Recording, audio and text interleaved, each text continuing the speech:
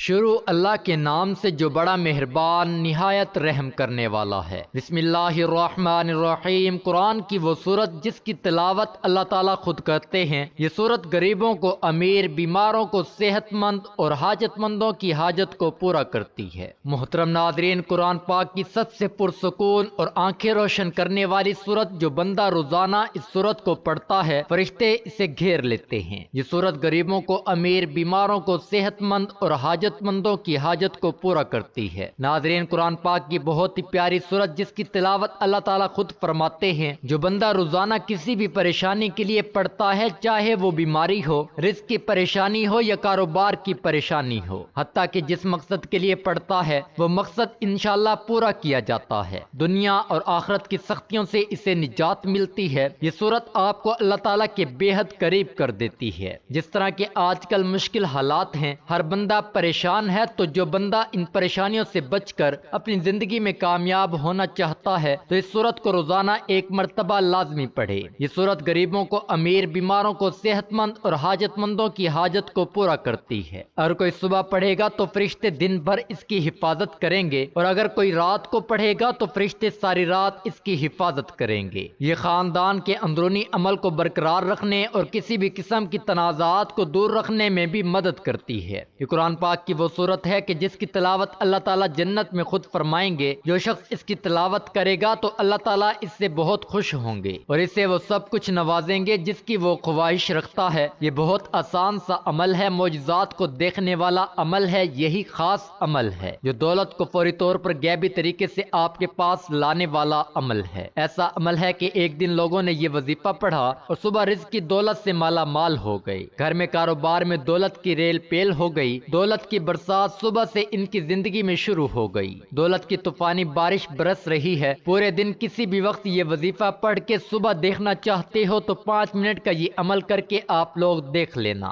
تقدیر کے اگر بند تالے نہ کھل جائیں تو پھر مجھے کہنا۔ تقدیر ایسے طریقے سے کھلے گی کہ آپ لوگ خود مجھے کہو گے کہ ہمارا یہ مسئلہ پیسوں کا تھا، رشتوں کا تھا، تکالیف کا تھا، گھریلو جھگڑوں کا تھا، یہ اس کے علاوہ چاہے جو بھی مسئلہ تھا وہ حل ہو گیا ہے۔ انشاءاللہ آج کا یہ عمل بہت ہی طاقتور عمل ہے، بے شک خود آزما کے دیکھ لو۔ آپ خود یہ عمل ایک مرتبہ کر کے دیکھ لو، اپنی آنکھوں سے دیکھنا معجزات کو آتے ہوئے، اپنی آنکھوں سے دیکھنا ڈھیروں رزق دولت کو آتے ہوئے۔ جس کسی بہن بھائی کو یہ وظیفہ جس کسی کو بھی بتایا، اس کی زندگی میں پیسہ تو بے حساب آیا ہی آیا، لیکن پھر اس پیسوں میں اتنی خیر و برکت، فضیلت اور وسعت پیدا ہوئی، وہ پیسہ ایسے آیا کہ پھر کبھی گیا نہیں۔ ایسے تو آپ لوگوں نے کوئی نہ کوئی عمل یا کوئی وظیفہ لازمی کیا ہوگا، آپ کو پیسے ملے ہوں گے، یہ نہیں کہہ رہا کہ نہیں ملے ہوں گے، آپ نے محنت اور کامل یقین سے کیا ہوگا تو آپ کو لازمی پیسے ملے ہوں گے، لیکن پھر کچھ وقت کے بعد، جیسے ہفتے یا مہینے بعد یا 2 مہینے بعد ختم ہو گئے ہوں گے۔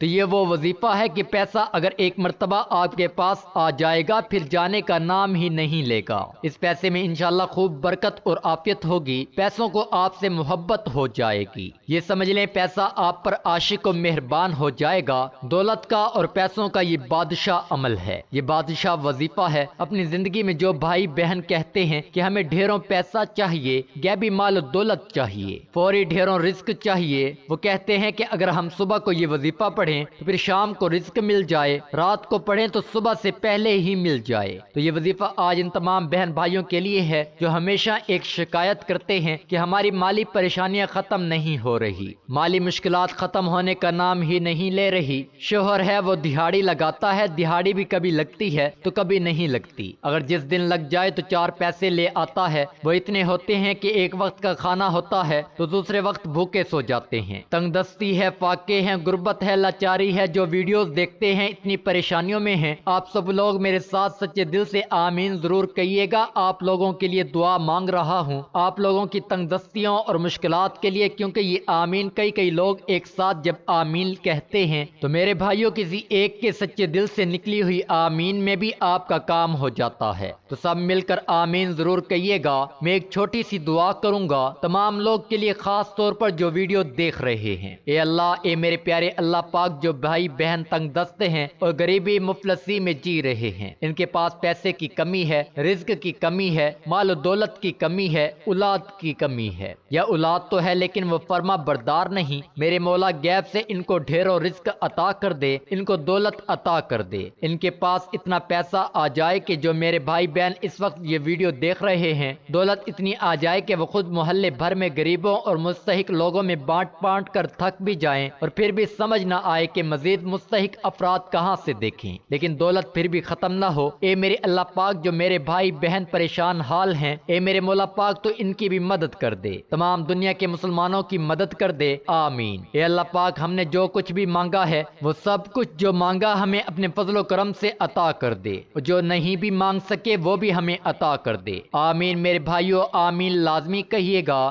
جو آپ کو ابھی بتانے لگا ہوں۔ ناظرین، یہ وظیفہ آپ نے اللہ تعالیٰ پر پورا یقین اور اپنے اللہ سے امید رکھتے ہوئے کرنا ہے۔ کسی بھی صورت آپ کو مایوس نہیں ہونا، کیونکہ اچھے اور برے حالات ہمیشہ کے لیے نہیں ہوتے، اس لیے آپ نے نا امیدی کا شکار نہیں ہونا، کیونکہ زندگی بھی عجیب ہے۔ کبھی کبھی یہ اتنی خوبصورت لگتی ہے کہ جی چاہتا ہے کہ ہمارا ناطہ ہمیشہ کے لیے زندگی سے جڑا رہے، کبھی بھی یہ ناطہ نہ ٹوٹے، اور کبھی جب زندگی ہماری امیدیں اور توقعات پوری کرنے میں ناکام رہتی ہے تو دل کرتا ہے کہ یہ زندگی جلد ختم ہو جائے، مگر یہ حقیقت ہے کہ دکھ اور درد میں وقت طویل سے طویل تر ہوتا جاتا ہے۔ اسی طویل سفر سے انسان ہار کر مایوسی کا شکار ہو جاتا ہے۔ انسان خود بھی سمجھ نہیں پاتا کہ آخر اس ساری صورتحال سے کیسے نپٹا جائے۔ انسان کی فطرت ایسی ہے کہ اسے زندگی میں سب کچھ اپنے مطابق چاہیے، سب اس کی مرضی اور منشا کے مطابق نہیں ہوتا تو وہ نا امید اور مایوس ہو جاتا ہے، ساتھ ہی اسے احساس ستاتا ہے کہ اب اسے مزید نہیں جینا۔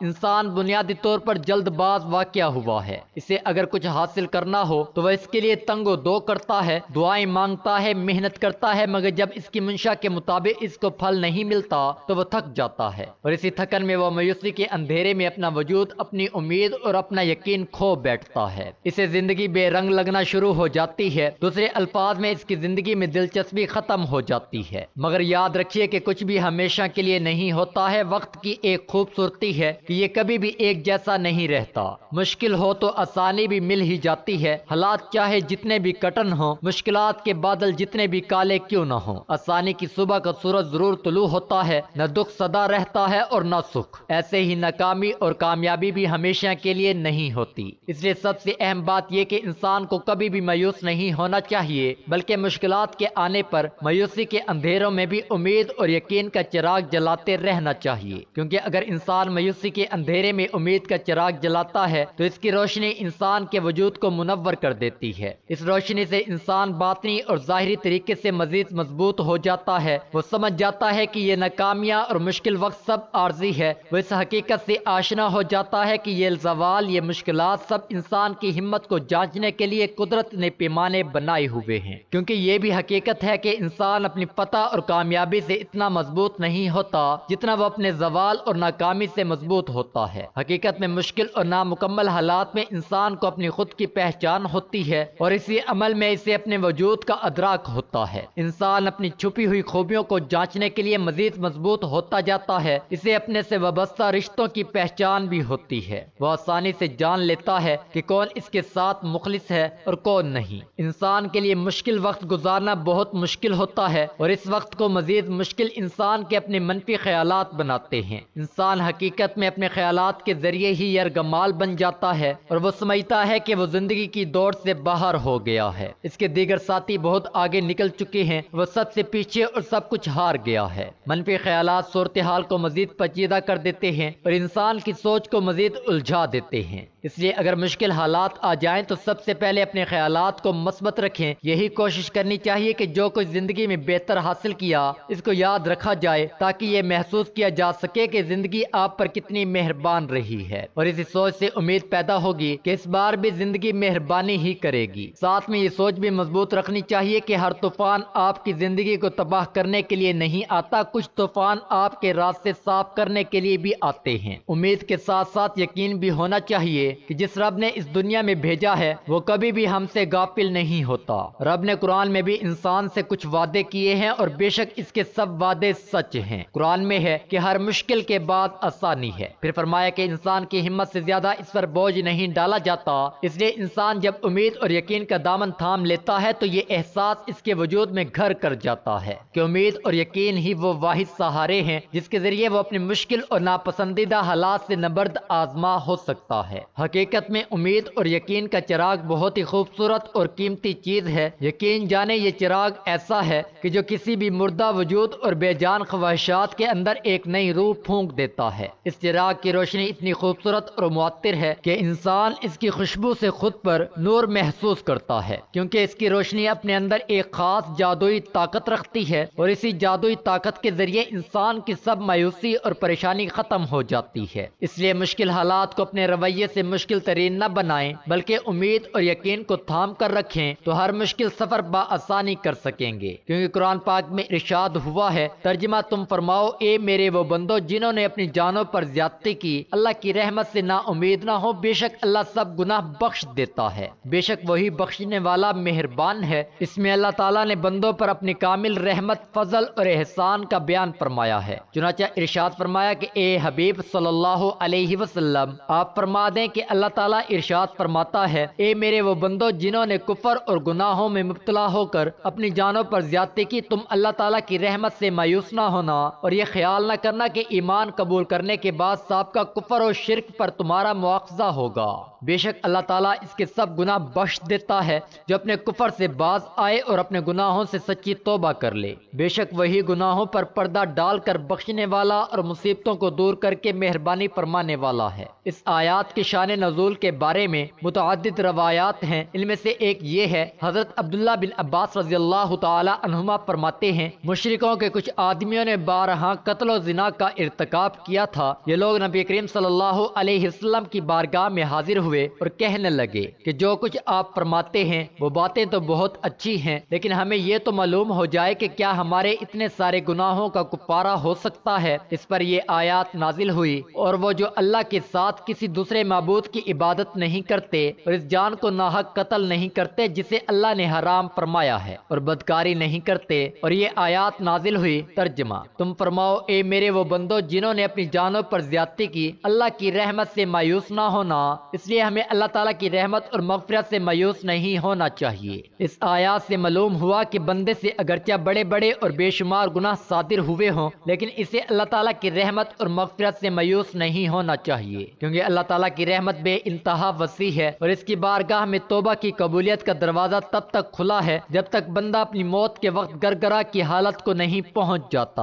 اس وقت سے پہلے بندہ جب بھی اللہ تعالیٰ کی بارگاہ میں اپنے گناہوں سے سچی توبہ کر لے گا تو اللہ تعالیٰ اپنے فضل و رحمت سے اس کی توبہ قبول کرتے ہوئے اس کے سب گناہ معاف فرما دے گا۔ اللہ تعالیٰ کی رحمت اور مغفرت کی تو کیا بات ہے، چنانچہ حضرت انس بن مالک رضی اللہ تعالی عنہ سے روایت ہے، نبی اکرم صلی اللہ علیہ وسلم نے فرمایا، اللہ تعالیٰ ارشاد فرماتے ہیں، اے انسان، جب تک تم مجھ سے دعا کرتا اور امید رکھتا رہے گا میں تیرے گناہ بخشتا رہوں گا، چاہے تجھ میں کتنے ہی گناہ ہوں، مجھے کوئی پرواہ نہیں۔ اے انسان، اگر تیرے گناہ آسمان تک پہنچ جائیں پھر تو بخشش مانگے تو میں بخش دوں گا، مجھے کوئی پرواہ نہیں۔ اے انسان، اگر تو زمین بھر گناہ بھی میرے پاس لے کر آئے لیکن تو نے شرک نہ کیا ہو تو میں تمہیں اس کے برابر بخش دوں گا۔ اس آیات کا مفہوم مزید وضاحت سے سمجھنے کے لیے امام غزالی رحمۃ اللہ علیہ کا یہ کلام ملاحظہ فرمائیں، جو شخص سر تپا گناہوں میں ڈوبا ہوا ہو، جب اس کے دل میں توبہ کا خیال پیدا ہو تو شیطان اس سے کہتا ہے کہ تمہاری توبہ کیسے قبول ہو سکتی ہے، وہ یہ کہہ کر اسے اللہ تعالیٰ کی رحمت سے مایوس کر دیتا ہے۔ تو اس صورت میں ضروری ہے کہ مایوسی کو دور کر کے امید رکھیں اور اس بات کو یاد کریں کہ اللہ تعالیٰ تمام گناہوں کو بخشنے والا ہے، اور بے شک اللہ تعالیٰ کریم ہے جو بندوں کی توبہ قبول کرتا ہے۔ نیز توبہ ایسی عبادت ہے جو گناہوں کو مٹا دیتی ہے۔ انشاءاللہ وہ آپ کے حالات ضرور بدلے گا اور آپ کی تمام مصیبتیں اور پریشانیاں دور کر دے گا، کیونکہ اللہ تعالیٰ کی رحمت بے مثال ہے۔ حضرت عبداللہ بن عباس سے روایت ہے کہ رسول اللہ صلی اللہ علیہ وسلم نے فرمایا، اللہ تعالیٰ نے اپنے فرشتوں کو نیکیاں اور برائیاں لکھنے کا حکم دیا، اس طرح کہ جو شخص نیکی کا ارادہ کرے اور اس پر عمل نہ کر سکے تو اللہ تعالیٰ اسے ایک پوری نیکی شمار کر لیتا ہے، اور جو شخص نیکی کا ارادہ کر کے اس پر عمل کرے اس کے حساب میں ایک نیکی کے بدلے 10 نیکیاں بلکہ 700 نیکیاں اور اس سے بھی زیادہ لکھی جاتی ہیں۔ اور جو شخص برائی کا ارادہ کرے اور برائی کو عمل میں نہ لا سکے اللہ کے خوف سے یا کسی اور وجہ سے تو خداوند تعالیٰ اپنے ہاں اس کے حساب میں ایک پوری نیکی لکھ لیتا ہے، اور جو شخص برائی کا ارادہ کر کے اسے عمل میں بھی لائے تو صرف ایک برائی اس کے نام اعمال میں لکھی جاتی ہے۔ اللہ تعالیٰ جس طرح اپنی ذات میں بے مثل اور بے مثال ہے، اسی طرح اس کی ہر صفت ازلی اور ابدی اور لامحدود ہے، تاہم اس کی صفت رحمت سب سب سے بڑھ کر ہے۔ قرآن مجید میں ارشاد ہے میری رحمت وسیع ہے ہر شے پر۔ سورۃ الاعراف حاملین عرش مومنین کے حق میں اللہ کے حضور بخشش کی دعا کرتے وقت کہتے ہیں اے پروردگار تیری رحمت ہر چیز پر پھیلی ہوئی ہے، بس تو بخش دے ان لوگوں کو جو توبہ کریں۔ اللہ تعالیٰ اپنے بندوں پر مہربان ہے، وہ اپنے بندوں کی خطائیں معاف کرنا چاہتا ہے اور نیک کاموں پر زیادہ سے زیادہ ثواب دیتا ہے۔ ارشاد باری تعالیٰ ہے جو کوئی ایک نیکی لاتا ہے اس کے لیے 10 گنا اجر ہے، اور جو کوئی ایک برائی لاتا ہے تو اسے بس اس کی جزا ملے گی اور لوگوں پر ظلم نہیں کیا جائے گا۔ سورۃ الانعام اللہ تعالیٰ اپنے بندوں پر بے حد مہربان ہے، بس اس کی رحمت کا دروازہ کھٹکھٹانے کی ضرورت ہے۔ ایک حدیث میں ہے کہ اللہ تعالیٰ کے پاس 100 رحمتیں ہیں، ان میں سے ایک رحمت اس نے جن، انسان، چوپائیوں اور زہریلے جانوروں میں بیچی ہے۔ اس رحمت کے سبب سے وہ آپس میں پیار، محبت اور مہربانی کرتے ہیں، جبکہ 99 رحمتوں کو اللہ تعالیٰ نے قیامت کے لیے اٹھا رکھا ہے کہ وہ ان سے اس دن اپنے بندوں پر رحم کرے گا۔ ایک روایت میں ہے کہ ایک شخص جس نے کبھی کوئی نیک کام نہیں کیا تھا، موت کے وقت اپنے گھر والوں سے کہا کہ جب میں مر جاؤں تو مجھے جلا دینا، پھر آدھی راکھ جنگل میں اڑا دینا اور آدھی دریا میں بہا دینا۔ خدا کی قسم اگر اللہ نے مجھ پر قابو پا لیا تو وہ مجھے ایسا عذاب دے گا جیسے دنیا میں پہلے کسی کو نہ دیا ہوگا۔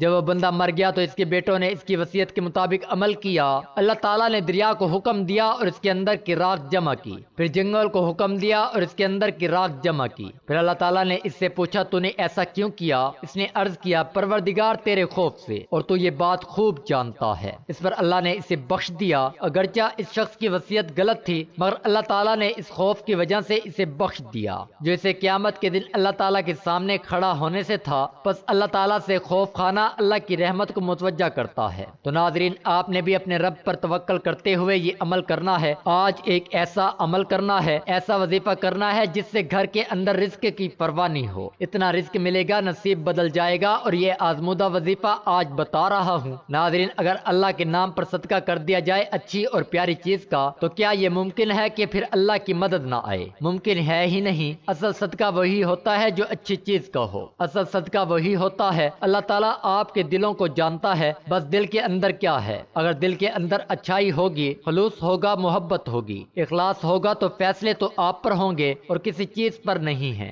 تو میٹھی چیز اور وہ چیز جس پر آپ کی محنت ہو آپ بھی یقیناً کرتے ہوں گے۔ صدقے میں میٹھی چیز سے مراد یہ ہوتا ہے کہ آپ چینی بھی لے سکتے ہیں، اس کے علاوہ اور بھی کافی چیزیں ہوتی ہیں دکانوں سے مل جاتی ہیں، تو آپ ان میں سے کوئی بھی لے سکتے ہیں، لیکن اس میں یہ ہوگا کہ اگر سب سے اچھی چیز دو گے تو اس کا نتیجہ اچھا ملے گا۔ یہ صدقہ اللہ کے راستے پر دینا، اگر تم اپنے بچوں کے لیے اچھی چیز کا انتخاب کرتے ہو تو کیا یہ ممکن نہیں کہ اگر آپ کسی کو کوئی چیز دینا چاہو تو وہ اچھی نہ ہو؟ دل تو مطمئن ہونا چاہیے کہ میں اچھی چیز دے رہا ہوں۔ اگر آپ کا دل مطمئن ہوگا اور آپ کو یقین ہوگا کہ میں اچھی چیز دے رہا ہوں، وہی زیادہ مؤثر ہوگی اور زیادہ اچھا نتیجہ ملے گا، اور وظیفہ بہترین اثر انداز ہوگا، کیونکہ اگر جان اور مال لگے تو پھر قدر بھی ہوتی ہے، اس کی عزت بھی ہوتی ہے، اس کے دل کے اندر کچھ احساسات بھی ہوتے ہیں۔ اگر عام ہی چیز ہو، آپ کا زور بھی نہ لگے، تو پھر یہ ایسی چیز نہیں ہے کہ ایک تو اللہ کے راستے پر دینا بھی ہو تو اللہ کے راستے پر آپ چھولے دیں، کوئی سستی چیزیں دیں جو گھٹیا ترین ہوتی ہیں آپ کی نظر میں۔ ناظرین گھٹیا تو کوئی نہیں ہے، لیکن ویسے اگر آپ خود کھائیں تو اچھی چیز کھائیں اور دوسروں کو ایسی چیزیں دیں جو قابل استعمال نہ ہو۔ تو یہ فرق تو نہیں ہونا چاہیے، جو خود کھاتے ہو وہی اللہ کی راہ میں بھی دو، یہ اصل چیز ہوتی ہے۔ اللہ نے وہ چیزیں نہیں دیکھنی، آپ کا اخلاص دیکھنا ہے، آپ کا ایمان اور یقین دیکھنا ہے کہ اس کے اندر خلوص کتنا ہے، اخلاص کتنا ہے، اس کے اندر میرے لیے پیار کتنا ہے۔ تو ان چیزوں کو ملحوظ خاطر رکھ کے عمل کیا کرو۔ ناظرین وقت کی نزاکت کو مد نظر رکھتے ہوئے اب ہم وظیفے کی طرف چلتے ہیں۔ کوئی بھی وظیفہ شروع کرنے سے پہلے درود پاک لازمی پڑھا کریں، کیونکہ درود پاک پڑھنے کی بہت سی فضیلت اور برکات ہیں۔ درود پاک پڑھتے رہنے سے انسان کی دنیا اور آخرت دونوں سنور جاتے ہیں۔ تو سب سے پہلے 11 مرتبہ درود پاک پڑھنا ہے۔ درود ابراہیمی جو نماز کے اندر بھی پڑھا جاتا ہے وہ درود پاک پڑھ لیں، ایک مرتبہ میرے ساتھ بھی پڑھ لیں تاکہ ثواب ملے۔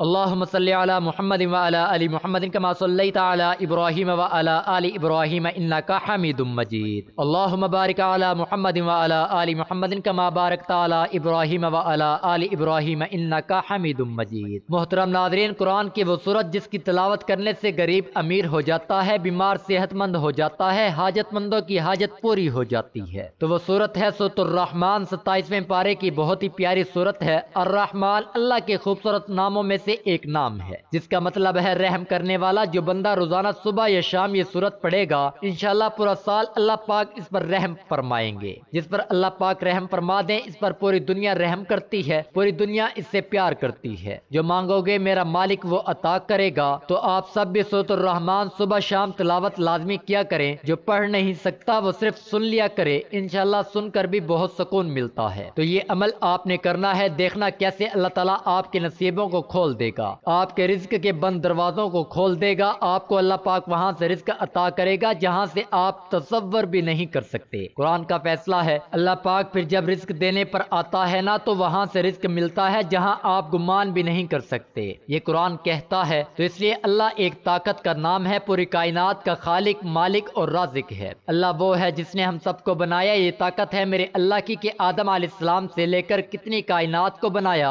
18,000 مخلوقات ہیں اس کائنات میں، اور ساری مخلوقات میں سے سب سے افضل، سب سے اعلیٰ انسان ہے۔ شان رتبے کے لحاظ سے، عزت کے لحاظ سے اس کی قدر و قیمت ہے، اور اللہ کو سب سے زیادہ پیار اپنے اس بندے سے ہے۔ تو آپ کو بھی پیار ہونا چاہیے، آپ کو بھی محبت ہونی چاہیے، آپ کو بھی اپنے اللہ سے عشق ہونا چاہیے۔ دنیا میں ایک دوسرے سے لوگ کرتے ہیں، یہ جھوٹا ہے، اصل وہ ہے جس سے منزل ملتی ہے۔ اللہ رب العزت ہم سب کو عمل کی توفیق عطا فرمائے، آمین۔ ناظرین، گزارش ہے کہ اللہ تعالیٰ کے 99 ناموں میں سے کوئی ایک نام کمنٹ میں لکھ کر ضرور شیئر کریں۔ اللہ ہم سب کا حامی و ناصر ہو، آمین۔